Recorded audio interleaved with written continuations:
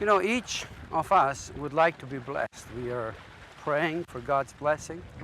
God is promising a blessing, and others say, God bless you. And we like hearing it. Actually, we need all the blessing that somebody can bless us with by saying, God bless you. We need all the blessing. Now, God wants to bless us as well. But what does it really mean to be blessed?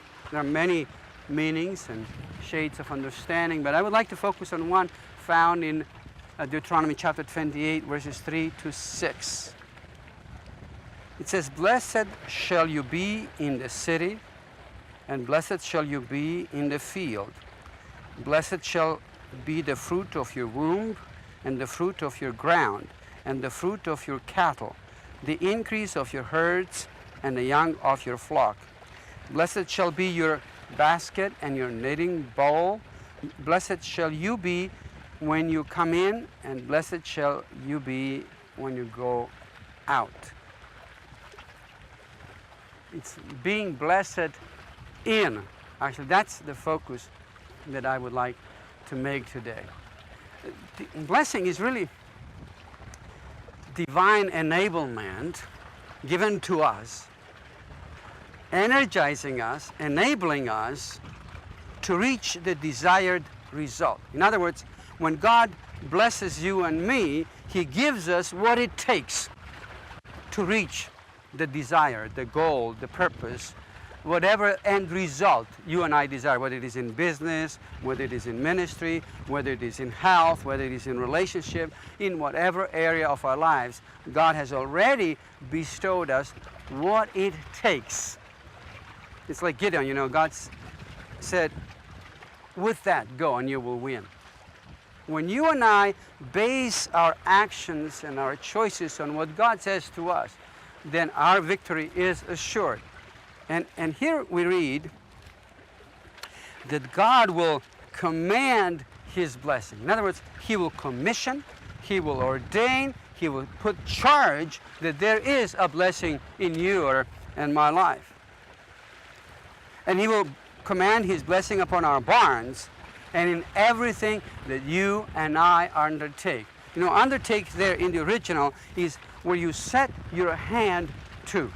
When you do take a corresponding action to whatever end result you desire, and you put all of your strength, hand often stands for strength, all of your energies, all of your time, all of your skills, you employ, you engage in meaningful business that will lead you to that end result. Whether it is, for example, you want education, you study, you prepare, you learn, and you do your best, and in 2 years, 4 years, 6 years, you have graduated.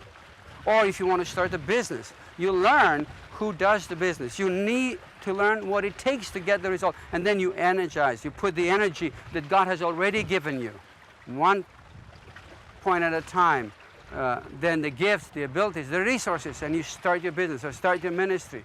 Or, for example, it is in relationship. You learn how you can love your wife, how you can honor your husband, how you can train your children, how you can honor your parents, how you can be well in whatever area you do, or it could be in health. What is it that you need to do? Okay, this is what is conducive to good health. Eating properly, sleeping, resting, drinking water, not eating junk. Then you do that, and then you get that desired result. It says here that He will bless you in the city. He will bless you in the field. Now, to be blessed in the field, you need to cultivate the land. If you and I do not cultivate the land, then when the rain comes, the showers of blessing come, they won't benefit us. They'll just grow weeds and thistles. It says here, He will bless you in your womb. In other words, you need to make love to your spouse, to your wife. He'll bless you in the ground. In other words, you'll have a plot of land, and you're going to plant vegetables, or you're going to plant fruit, or you're going to use it, like it says here, for the cattle, so that you could have animals there. It could be herds, it could be flocks, or you can have a basket, kneading basket, or bowl, where you make flour. In other words, you are not allowing that to be empty. You're filling it up. You're doing, you're engaging. You'll be blessed when you come in and when you come out. You won't be blessed by sitting down and doing nothing. You know, this life is really full of opportunities for us. Every one of us has 24 hours a day, and we all have equal opportunity.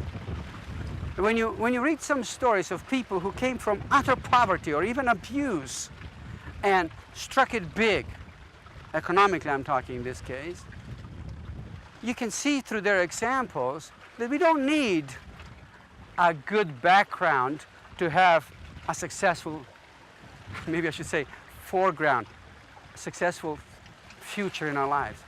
All we need is trust in God. He says, I have good purpose for you, to bless you and to do you good and not to do you harm, so that your future outcome will be positive.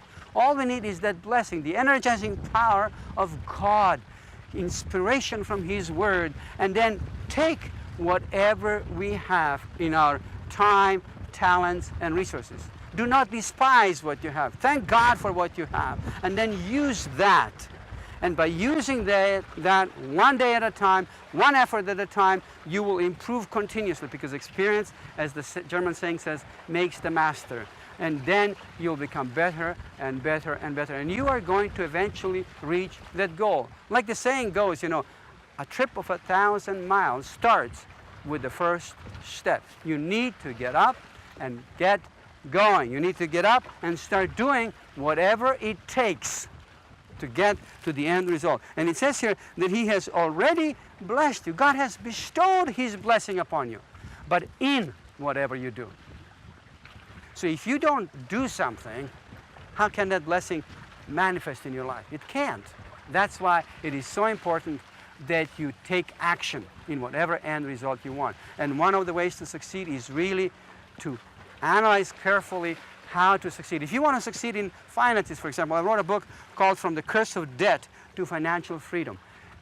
It's a wonderful resource. Even people, investors actually, who have people investing under them hundreds of millions of dollars, have recommended this book. And I would highly recommend it to you, to avail yourself to it, so that you too can succeed in finances. If it is another area like marriage, there is a book on marriage. If it is on children, or if it is a book on healing, all of those resources, we have them available for you so that you can succeed in those areas. Please give us a call and avail yourself and take action, because the blessing of God has already given to you.